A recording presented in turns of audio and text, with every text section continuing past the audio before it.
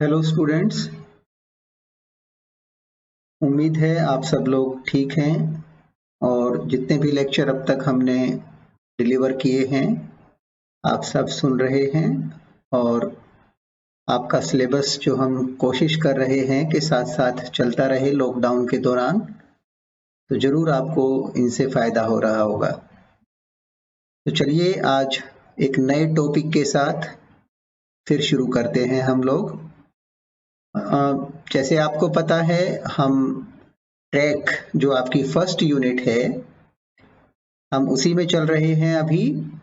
अब तक आपने इस यूनिट में ट्रैक क्या होता है, ट्रैक की ब्रीफ हिस्ट्री और एथलेटिक्स के जो इवेंट होते हैं, एथलेटिक इवेंट्स की हिस्ट्री और टाइप्स ऑफ ट्रैक, ये सारी चीज़ें आपने अब तक पढ़ी। आज इस यूनिट का जो सबसे इम्पोर्टेंट टॉपिक मैं समझता हूँ है, आज हम थोड़ी देर उस पर बात करेंगे। मुझे लगता है कि ये जो टॉपिक है, जब आप फिजिकल एजुकेशन के स्टूडेंट के रूप में डिफरेंट एजुकेशनल इंस्टीट्यूशंस में जाते हैं, तो जो प्रैक्टिकल प्रॉब्लम जो आपके सामने आती है, चाहे वो स्कूल है, चाहे कॉलेज है, चाहे यूनिवर्सिटी है, तो organisation of annual athletic meet एक ये ऐसा पर्सपेक्टिव है जिससे किसी टीचर, फिजिकल एजुकेशन टीचर की काबिलियत का या उसे कितना आता है उसका पता लगता है। आपकी प्लानिंग, आपका एडमिनिस्ट्रेशन, सारा का सारा ये उस समय टेस्ट होता है जब आप कहीं भी किसी भी संस्था में जाकर के एनुअल एथलेटिक मीट करवाते हैं। एग्जामिनेशन पॉइंट ऑफ व्यू से भी ये टॉपिक बहुत ही इम्पोर्टेंट है बेटा, इसलिए मैं चाहूँगा कि ये आप बहुत ध्यान से, बहुत इत्मीनान से आप इसके हर एक बिंदु के ऊपर चर्चा करें। जितना भी आज के इस लेक्चर में कंप्लीट हो पाएगा वहां तक हम इस पे चर्चा करेंगे और उसके बाद हम कोशिश करेंगे, अगर नहीं कवर हो पाता है तो नेक्स्ट लेक्चर में इसको कंटिन्यू रखें।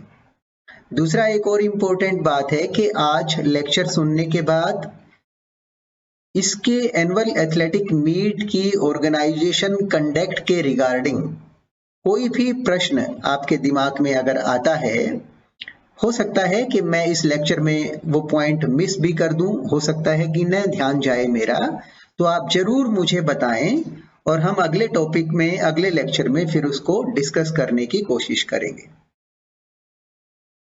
सबसे पहले बेटा देखो, ये जो एनुअल एथलेटिक मीट ऑर्गेनाइज करवानी होती है, that exclusively depend upon your planning.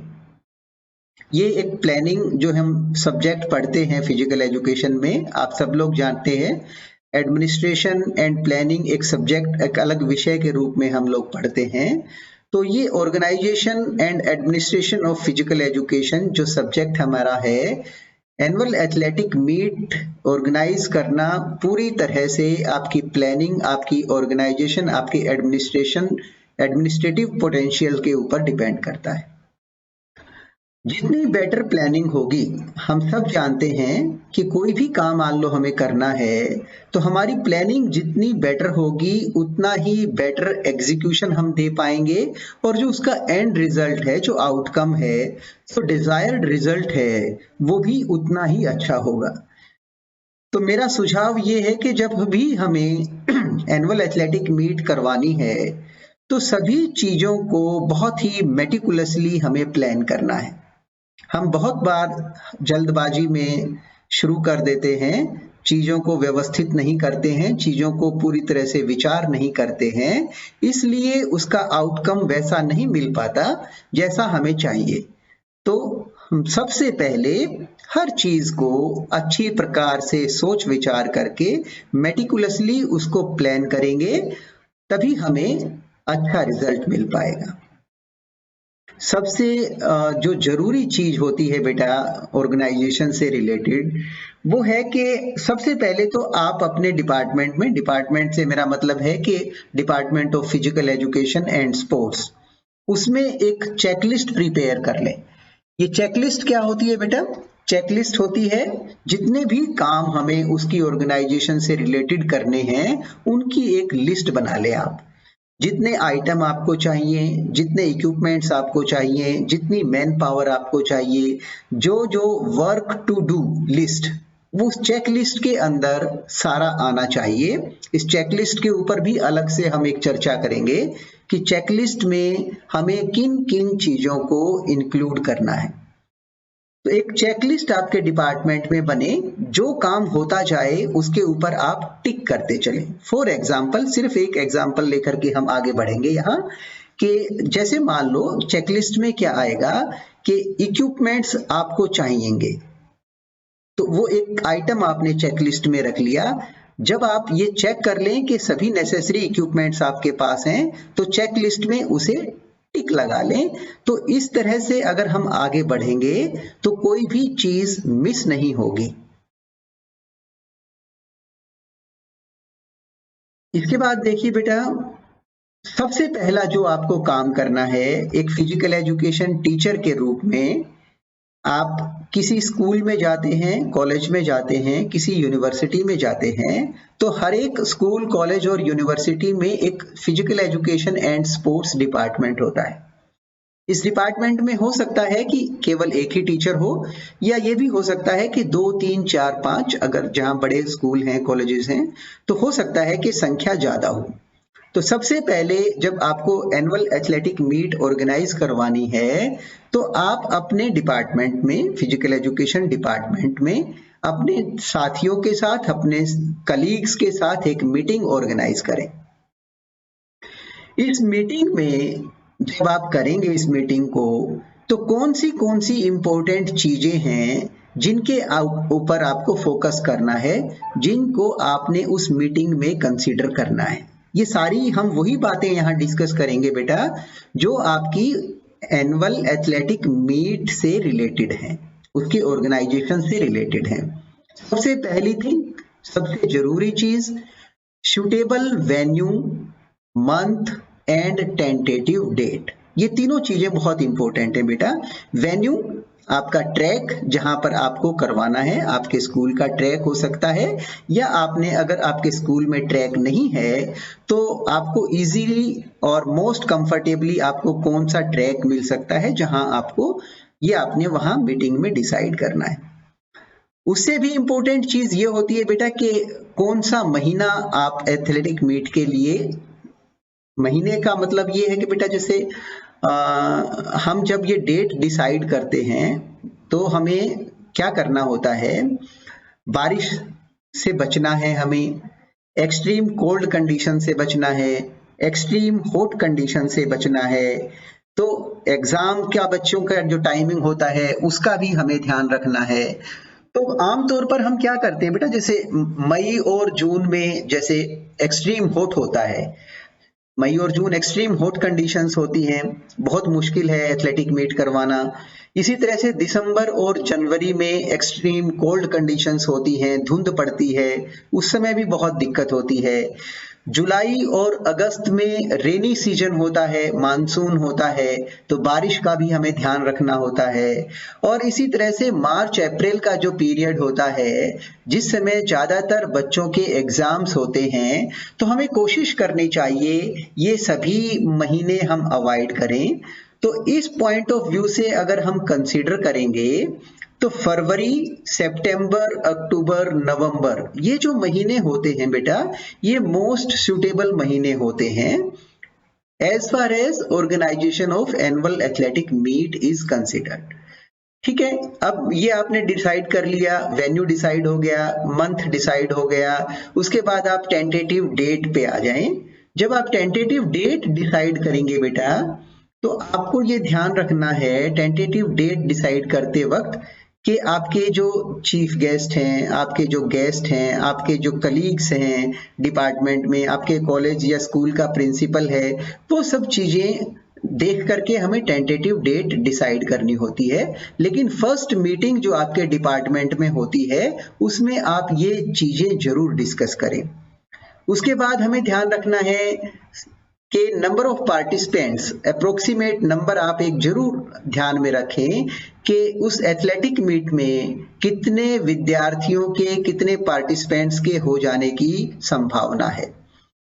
उसके बाद आप देखें कि जो टेक्निकल ऑफिशियल्स आपको बुलाने हैं, आप आमतौर पर ये करते हैं कि नियर बाई स्कूल से या कॉलेजेस से या यूनिवर्सिटी से या डिस्ट्रिक्ट स्पोर्ट्स ऑफिसर के माध्यम से ऑफिशियल्स को बुलाते हैं, तो उनकी अवेलेबिलिटी हो पाए, क्योंकि उनकी सहयोग के बिना भी एथलेटिक मीट करवाना पॉसिबल नहीं हो पाता है, तो हमें उसकी अवेलेबिलिटी को भी ध्यान में रखना चाहिए जब हम डेट डिसाइड करते हैं।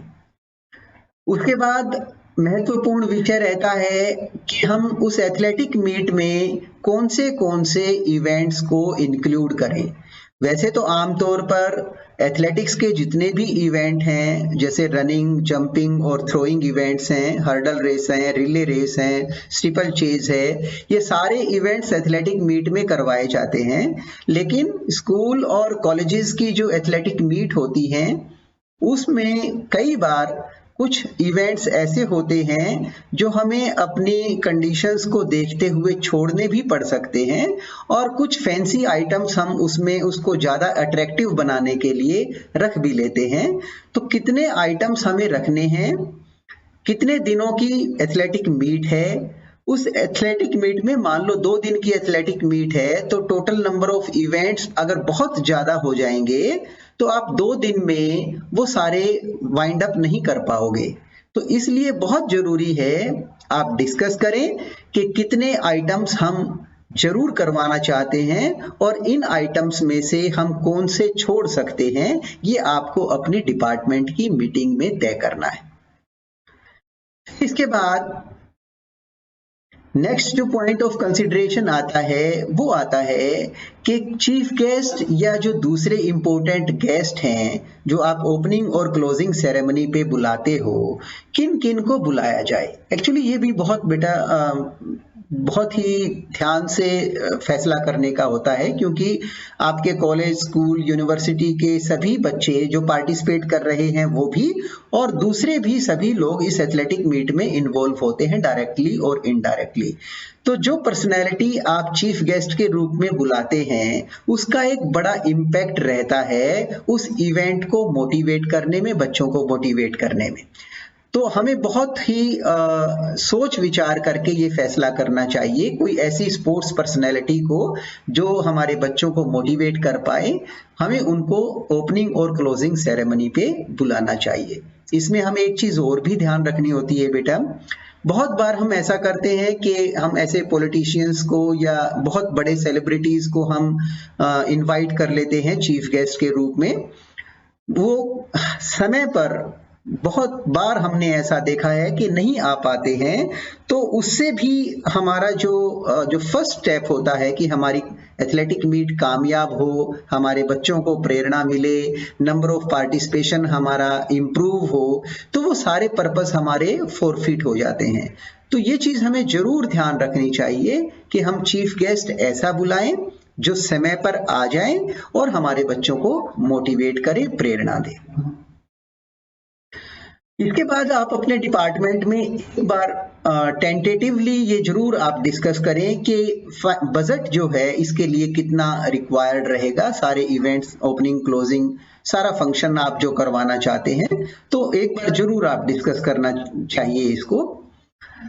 कुछ चीजें हमें पहले से ही जैसे विचार करना पड़ता है, क्योंकि उनमें समय लगता है और ये आपके डिपार्टमेंट को, आपको खुद को ही मैनेज करना होता है।